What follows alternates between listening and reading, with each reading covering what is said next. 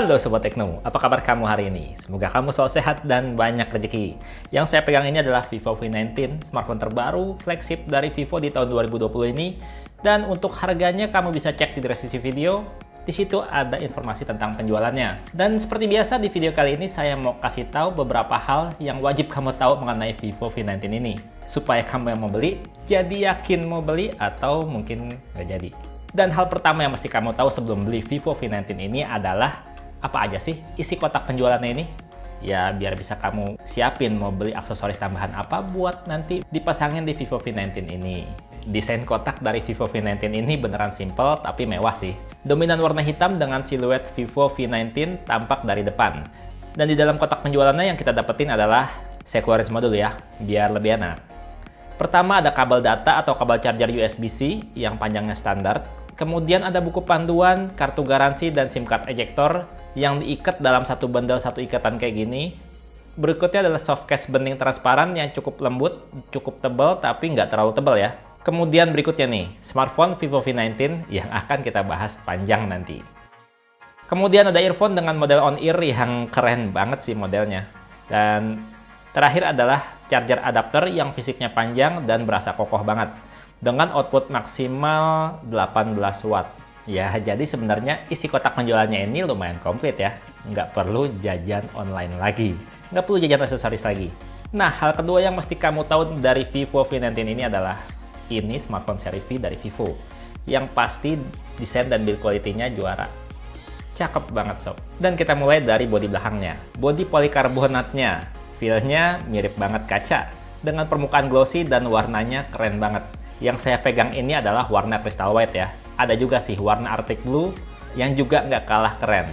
Framenya juga udah pakai bahan metal dengan port audio dan port charger USB-C di sisi bawah HP yang potongannya udah halus sob. Nggak tajam. Tampak depan, full layar dengan bezel kiri, kanan, atas, bawah yang udah ramping. Layarnya juga udah bergaya Ultra O screen dengan lubang yang kecil banget untuk kamera selfie-nya. Besar lubangnya cuma 2,98 mm. Kayaknya belum ada nih ya sampai saat ini yang namanya smartphone dengan ponsel sekecil ini untuk kamera depannya. Dan HP ini tuh untuk build quality udah benar-benar berasa kokoh, berasa solid, dan berasa mewah di genggaman. Dan karena layarnya punya rasio 20:9, jadi berasa ramping walaupun layarnya ukurannya besar. Jadi nyaman di genggaman, nggak kebesaran. Ya cuma body glossy ini tuh nggak enaknya adalah fingerprint magnet banget. Minyak dan sidik jari tuh gampang banget nempel. Untung aja yang saya pakai ini warna crystal white. Coba kalau yang Arctic Blue, pasti gampang banget nempel sidik jari. Tapi bagusnya adalah udah ada softcase bawaan yang kalau dipakein kayak gini nih. Fingerprint nggak nempel lagi. HP jadi lebih aman, tapi kerennya tetap kelihatan. Dan ngomongin layar, hal ketiga yang jadi pertimbangan karena itu yang paling sering dielus-elus, paling sering dipandang di smartphone, yaitu adalah layarnya sob. Dengan ukuran layar 6,44 inch Full HD+, udah pakai panel i3 Super AMOLED, bikin HP ini beneran enak banget dipandang. Warna dan detail yang ditampilin bener-bener wah banget, enak banget dan nyaman banget di mata. Mau dipandang dari sisi mana aja tetap jernih dan detail. Udah gitu rasio layarnya yang 20:9 jadi agak memanjang, nambah kesan sinematik saat nonton YouTube. Apalagi dengan Ultra O screen desainnya yang bikin kita jadi maksimal banget kalau lagi nonton atau main game. Dan tambah mantep kalau ada pesan masuk pas lagi nonton YouTube kayak gini. Tinggal tap aja notifnya dan jendela layar bakalan terbagi otomatis kayak gini. Jadi nontonnya nggak keganggu, komunikasi juga nggak perlu nunggu. Layarnya udah cakep banget kualitasnya. Terus kalau audionya, sayangnya smartphone ini masih mengandalkan satu speaker single mono di sisi bawah HP. Tapi kualitasnya udah cukup menyenangkan. Di setting dengan volume full, suaranya masih terasa detailnya. Dan kayak gini nih suaranya.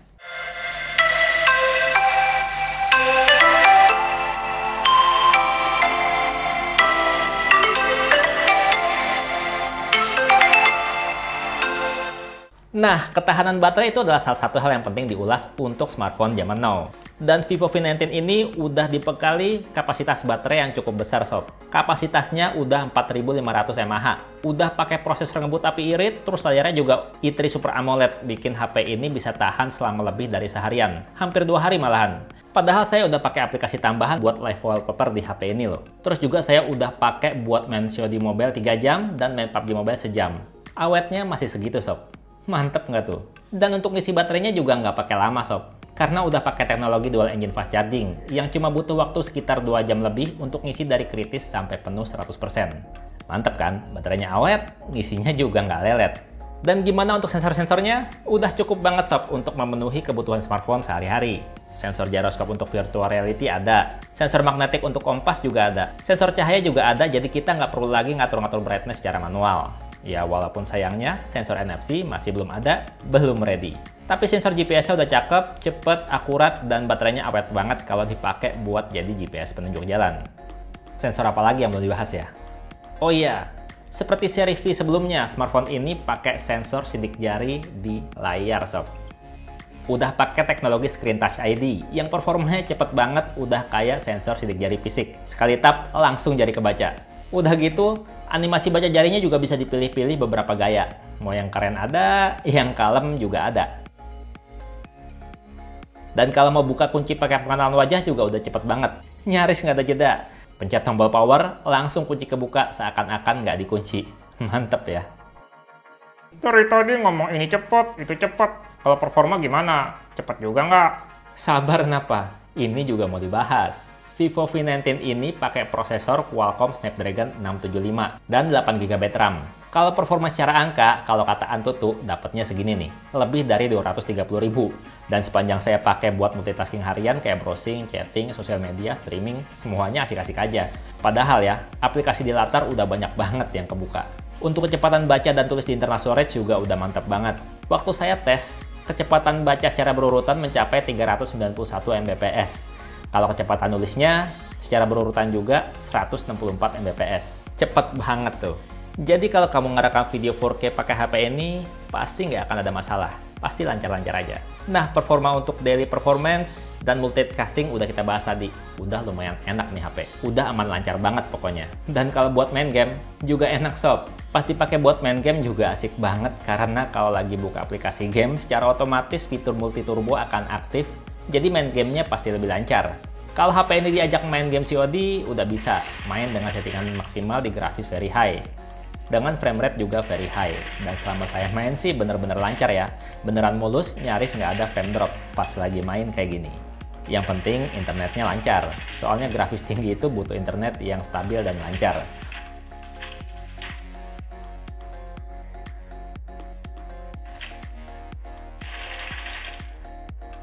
Kalau buat main PUBG Mobile juga HP ini udah bisa main dengan settingan grafis mulai dari Smooth Ultra, Balance Ultra, hingga HD High. Ya kalau saya sih biasa main di Balance Ultra biar dapat frame rate maksimal. Dan selama dipakai main sih asik banget ya, lancar banget dan nyaris nggak berasa ada frame drop sama sekali selama saya main. Suhunya juga stabil ademnya walaupun mainnya udah cukup lama.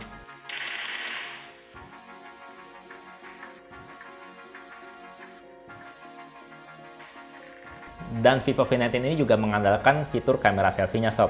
Dimana secara fisik ini sih yang bikin kelihatan mewah. Kameranya kelihatan kecil di layar. Tapi udah 32 megapiksel Super Night Selfie kamera.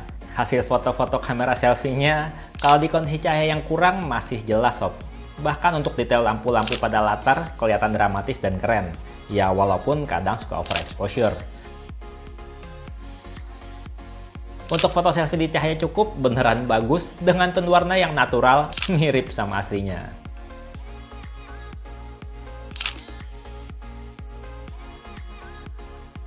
Sementara untuk kebutuhan fotografi, Vivo V19 ini menyediakan 48 megapiksel AI quad kamera. Ada 4 kamera di dalam satu bingkai yang bentuknya agak kotak. Yang menurut saya sih kelihatan keren dan kekinian banget. Dan komposisi kameranya secara berurutan adalah paling atas kamera 8 megapiksel super wide angle. Yang kedua adalah kamera utama 48 megapiksel AI rear kamera.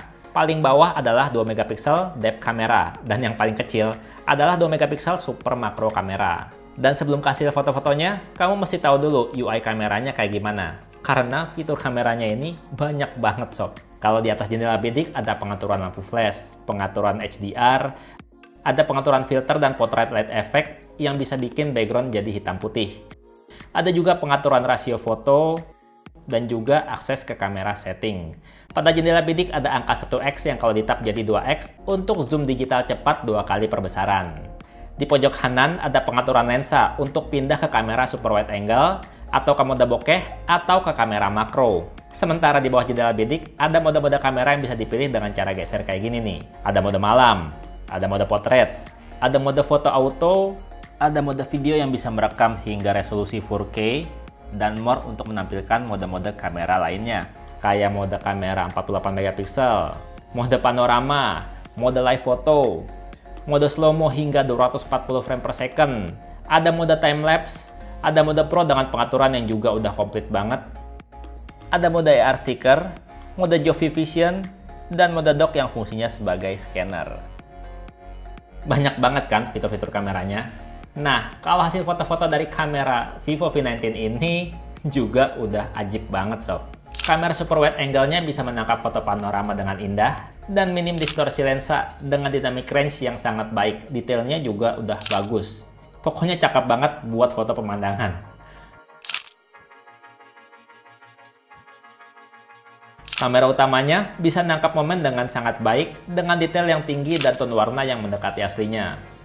Kalau dipakai di kondisi cahaya lemah juga hasilnya masih cukup jelas, minim noise.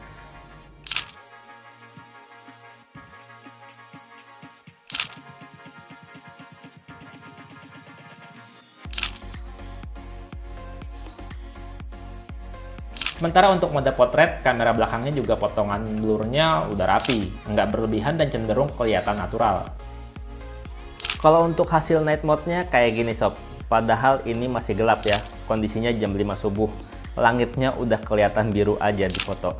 Dan warna lampu-lampunya juga detailnya juga cakep banget, keren banget.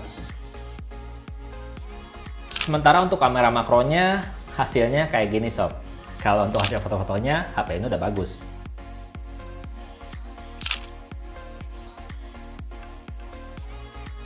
Dan ternyata hasil rekaman videonya juga udah bisa diandelin banget untuk merekam kenangan supaya nggak terlupakan. Karena Vivo V19 ini udah dibekali fitur yang namanya Ultra Stable EIS, yang pastinya bisa menjaga video kamu tetap stabil walaupun kamu merekam video sambil berjalan atau bahkan berlari.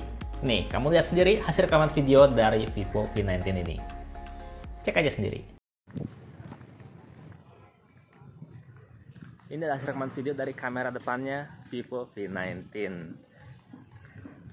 Ada kucing. Kucingnya bersih banget. Mau diculik aja kucingnya. Dan kalau kamera belakangnya kayak gini sob.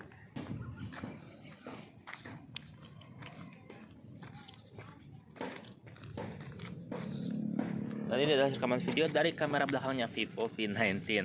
Ini saya sambil jalan agak cepat ya, agak mundur. Kita deketin. Gimana? Kualitasnya lumayan stabil kan? Dan kita coba jalan lebih cepat lagi. Masih cukup stabil sob. Mantep banget ini sob. Dan yang terakhir nih, bagian yang gak kalah penting adalah memori penyimpanan internalnya. Yang saya pegang ini adalah versi yang 256 GB. Tapi Vivo V19 juga akan keluar dengan dua versi yang berbeda. Ada juga yang 128 GB. Ya semua pilihan sih internalnya lega banget ya. Tapi kalau saya lebih milih 128 GB aja. Udah lebih dari cukup. Karena kan masih bisa ditambahin pakai external memory. Yang nggak perlu ngeganggu SIM 2. Karena slot micro SD card-nya udah dedicated so. Udah bisa baca semua kartu 4G lagi. Dan udah bisa Full Pay. Kalau kamu sendiri pilih yang mana sob? Ya 128 GB aja udah bisa nyimpen banyak banget foto dan video. Musik-musik juga bisa disimpan banyak di HP ini. Apalagi yang 256 GB. Ya pastinya untuk harga akan berbeda untuk dua versi itu. Pokoknya secara keseluruhan HP ini secara desain dan build quality itu udah mewah. Dipegang mewah, dilihat juga mewah. Performanya baik gaming maupun baterai juga udah bisa diandelin. Apalagi layarnya. Beuh, cakep banget sob. i3 Super AMOLED-nya mewah banget, enak banget dilihatnya. Sekali lagi, untuk beli Vivo V19 ini ada di mana? Kamu bisa cek di deskripsi video ya. Di situ ada informasinya. Kalau menurut kamu gimana Vivo V19 ini? Coba deh komentar sob. Oke, segitu dulu aja videonya. Semoga informasi yang saya sampaikan bermanfaat. Akhir video saya Bang Tekno pamit undur diri. Sampai jumpa di video berikutnya. Bye-bye.